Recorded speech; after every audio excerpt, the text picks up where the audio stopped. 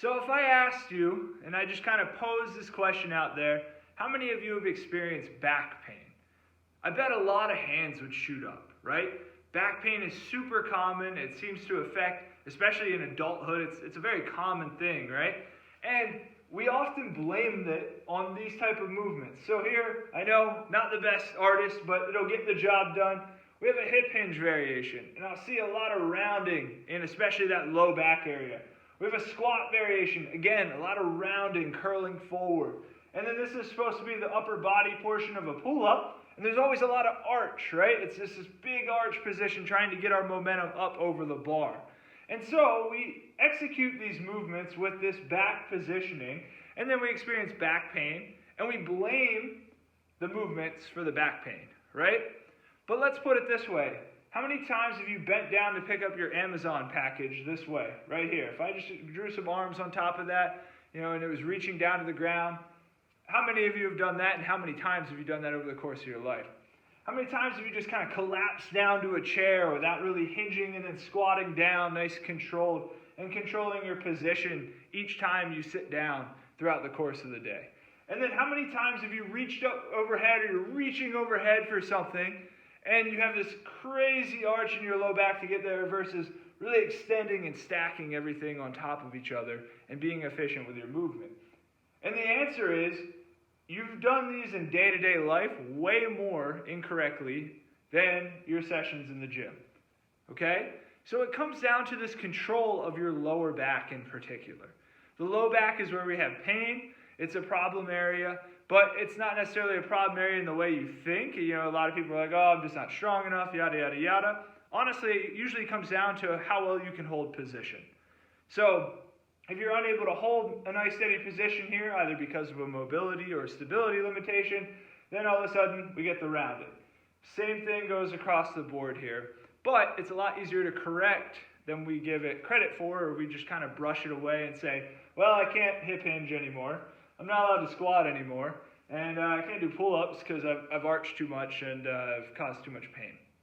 So stop blaming these movements, number one, and let's correct that back positioning.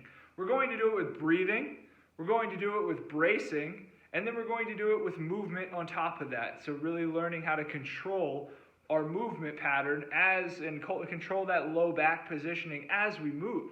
So one of my favorite exercises to do this is down on the ground. It's called a supine wall press. And all you're going to do is you're going to press your hands into the wall as hard as you can. That's going to engage your upper back and really lock everything in place. I want you to pretend that you're trying to move that wall, almost like you're a lineman coming out of your stance, except we're in that overhead position. I want you to press your low back firm into the ground as you're doing this exercise. Then you're going to inhale, really expand that chest, expand your stomach, all of that good stuff. Not arching your back though, right? Low back stays in contact the whole time. Then I want you to exhale, drive everything down to your spine, really compact. Now the next time you inhale without losing that brace that you just established. So your low back stays firm to the ground. There's nice tension here in your core, especially in your abdomen. And then you exhale again, compact even more. We're making this nice, compact ball of just tension that is stability, right? Our breath is providing that stability. So don't think of tension as a bad thing.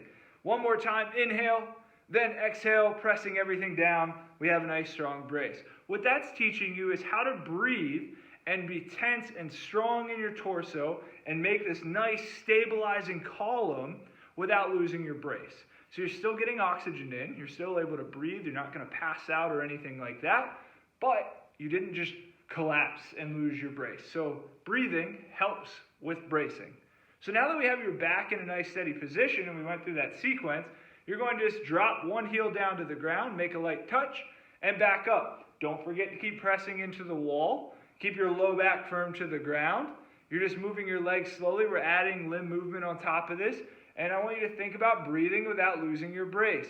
If at any point you feel an arch starting to form, stop, shake it out, regroup, and start over again with that whole breathing sequence. This is a great exercise to learn how you can control positioning and movement.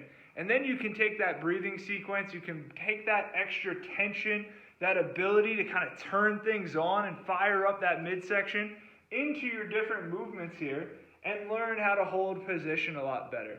So the next time that you bend down to pick up a package, sit down to a chair or reach overhead, it's not this point where a twinge happens and you have that really tough pain in your low back.